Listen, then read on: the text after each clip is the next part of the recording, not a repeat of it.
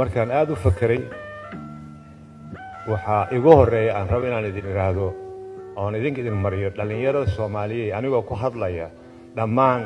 dadka Soomaaliyeed muwaadiniinta Soomaaliyeed oo konton jir iyo wixii ka weyn ah magacooda aan ku hadlayo inaan idin iraahdo dhalinyarada Soomaaliyeed naga raalli ahaada waayo wixii annaka jiilkii annaka naga horeeyay facay naga horeeyay waxa ay noo dhiibeen aan ku soo barbaarnay idin ma hayno maanta idin ma dhiibi karno naga raalli ahaada haddaan idin dhaxal siinay dal oo wili isdilaya ama aan wili nabadii iyo amnigii wili ka jirin dhaxdiisii haddii ay jiraan naga raalli ahaada haddii wixii aad tiranayseen ama noloshii wanaagsaneed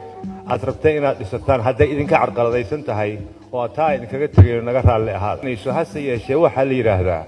qofka meeshii uu ka yimid aan garanaynin meel uu socdana ma yaqaan